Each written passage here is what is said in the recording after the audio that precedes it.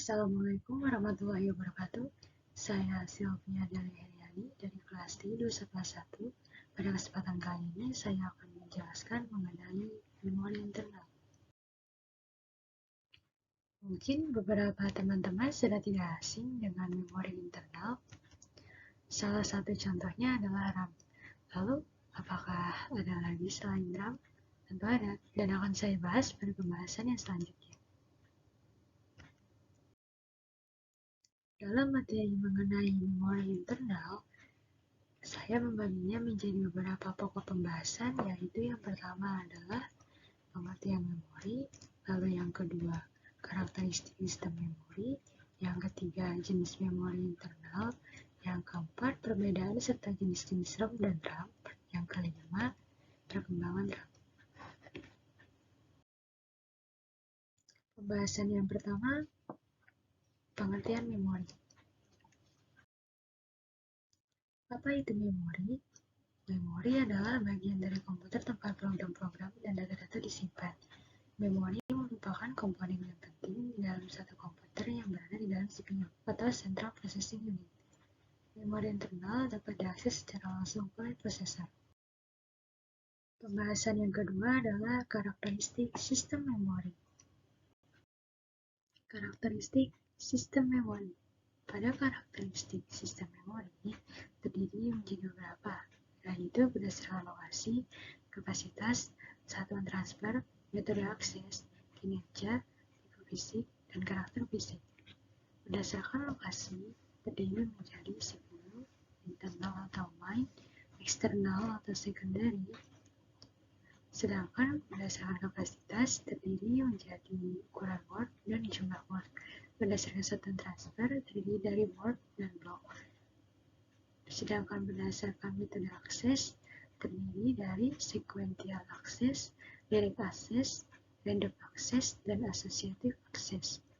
Berdasarkan kinerjanya, terdiri dari access time, cycle time, dan transfer rate.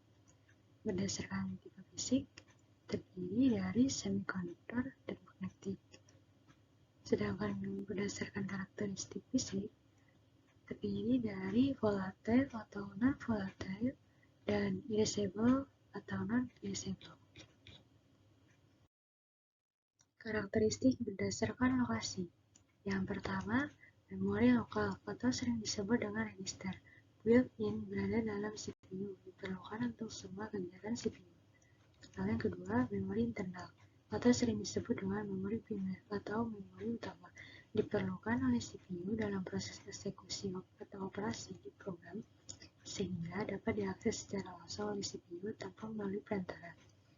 Yang ketiga, memori eksternal atau sering disebut dengan memori sekunder, bersifat eksternal dan berada di luar CPU, diperlukan dalam menyimpan data atau informasi secara permanen, terdiri atas perangkat storage, disk, dan pita magnetik.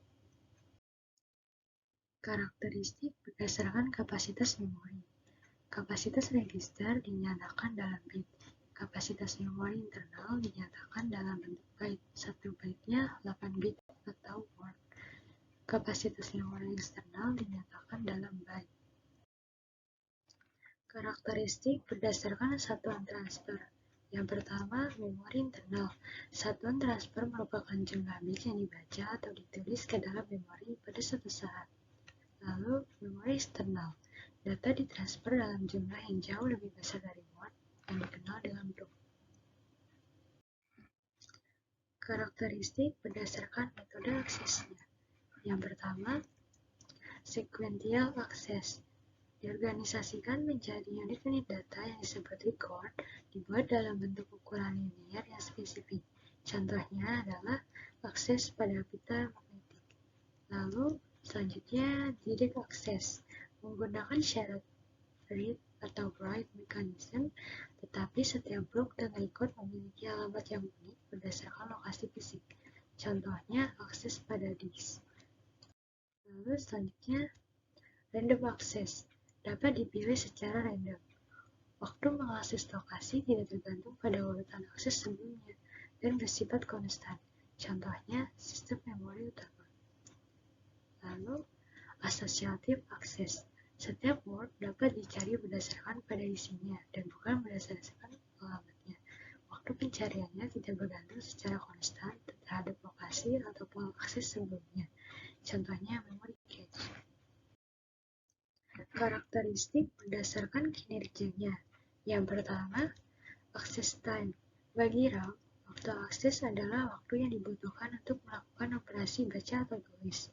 Bagi non-RAM, waktu akses adalah waktu yang dibutuhkan untuk melakukan mekanisme baca tulis pada lokasi tertentu.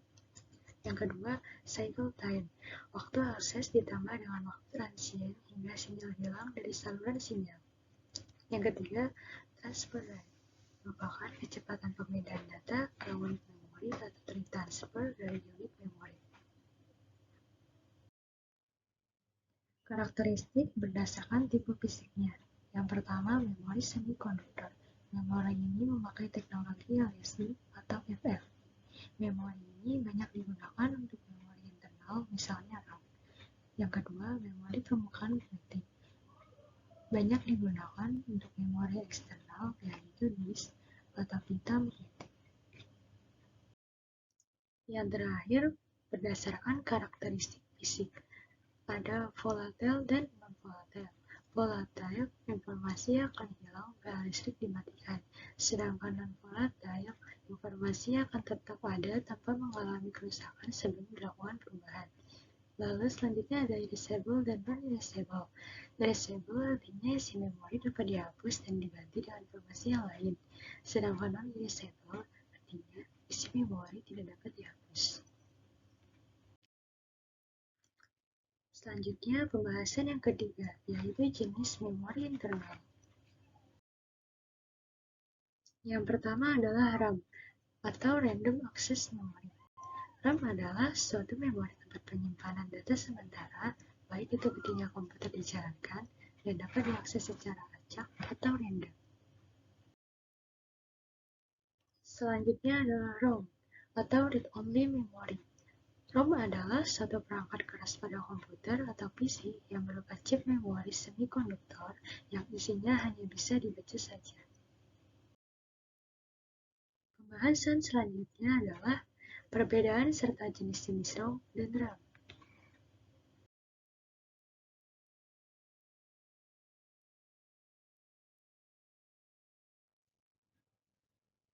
Perbedaan ROM dan RAM. Yang pertama, ROM. ROM tidak dapat diisi atau ditulis data sewaktu-waktu seperti RAM. Pada ROM, data bersifat permanen dan tidak mudah hilang. ROM digunakan untuk proses startup komputer. Kecepatan menulis datanya lebih lambat.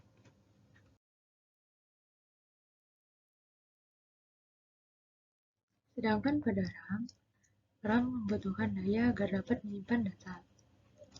RAM digunakan dalam operasi normal. Kecepatan menulis datanya lebih cepat.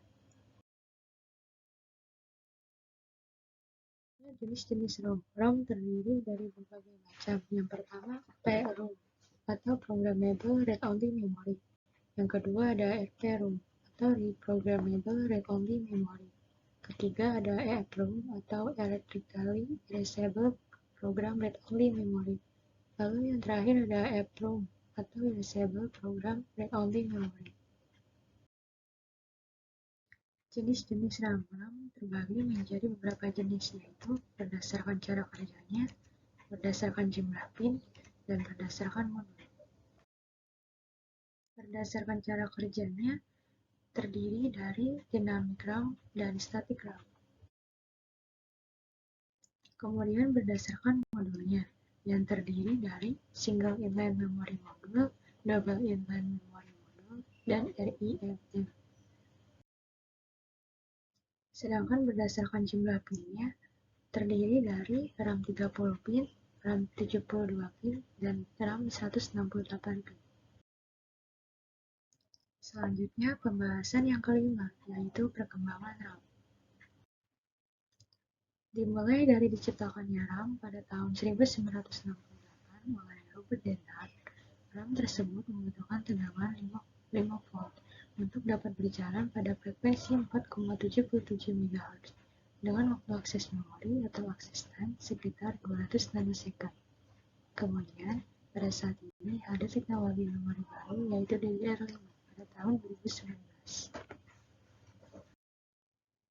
Berikut ini merupakan gambar DDR5.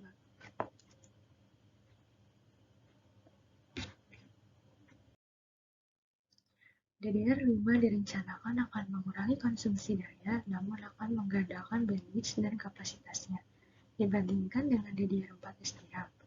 Perusahaan SK Hynix mengatakan bahwa mereka telah berhasil menurunkan tegangan operasi dari 1,2 volt ke 1,1 volt, yang jika dikombinasikan dengan proses baru menyebabkan pengurangan konsumsi daya 30% dibandingkan dengan chip DDR4.